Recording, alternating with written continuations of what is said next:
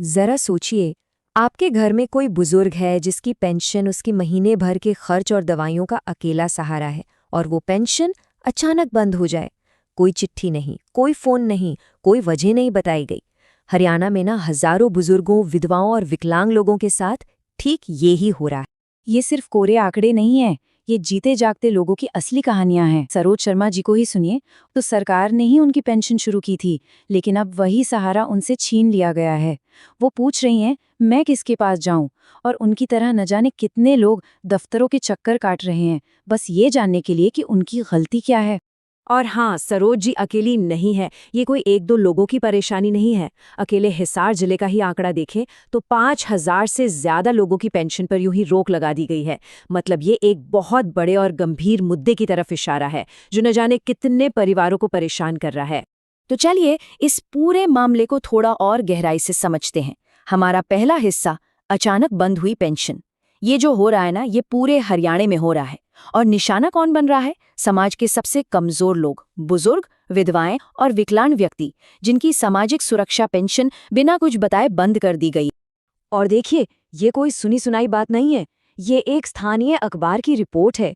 इसमें साफ साफ लिखा है कि कैसे फैमिली आईडी में इनकम ज्यादा दिखा दी गई और हजारों लोगों की पेंशन पर कैंची चल गई। ये एक जमीनी हकीकत है जिसे मीडिया भी सामने ला रहा है।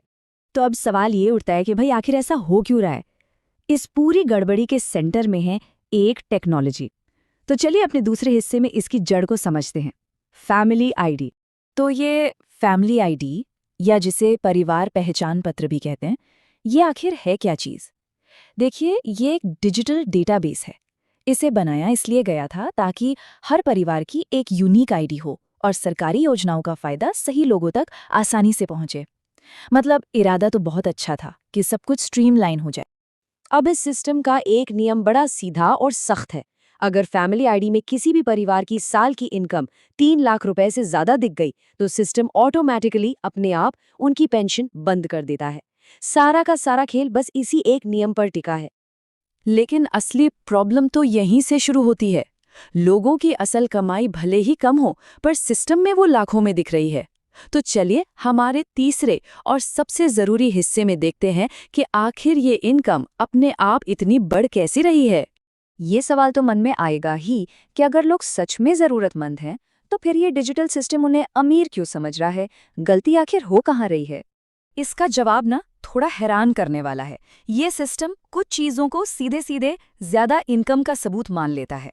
जैसे मान लीजिए आपके बैंक खाते में 1,80,000 रुपए से ज्यादा जमा है, या आपका साल का बिजली बिल 24,000 से ज्यादा आ गया, तो सिस्टम मान लेगा कि आप अमीर हैं।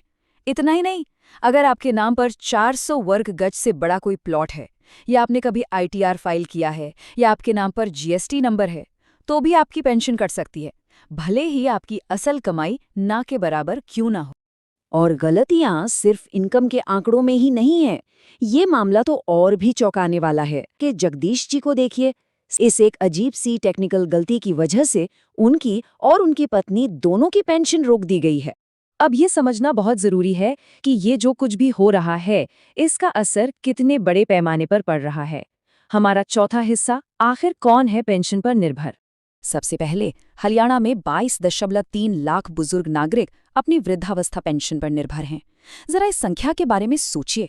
ये पेंशन उनके लिए सिर्फ पैसा नहीं, उनके बुढ़ापे की लाठी है, उनका सम्मान है। इनके अलावा राज्य में करीब 8.99 लाख विधवा महिलाएं हैं। उनके लिए ये पेंशन किसी पर निर्भर ना रहने और अपना गुजारा खुद करने का एक जरिया है।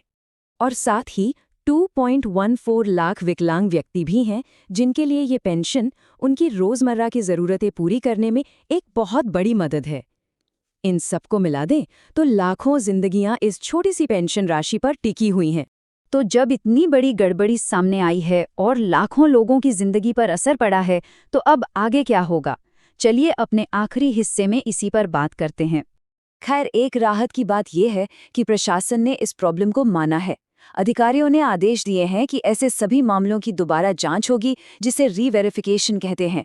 इनकम के जो गलत आंकड़े हैं उन्हें ठीक किया जाएगा, और जो भी लोग असल में हकदार हैं उनकी पेंशन दोबारा शुरू की जाएगी। लेकिन ये पूरी घटना अपने पीछे एक बहुत बड़ा सवाल छोड़ जाती है। टेक्नोलॉजी को हम अपनी जिंदगी आसान बनाने के लिए लाते हैं, है ना? पर जब वही टेक्नोलॉजी बिना सोचे समझे, बिना किसी मानवीय जांच के लाखों लोगों के जीने का सहारा छीन ले, तो हमें रुककर सोचना पड़ेगा।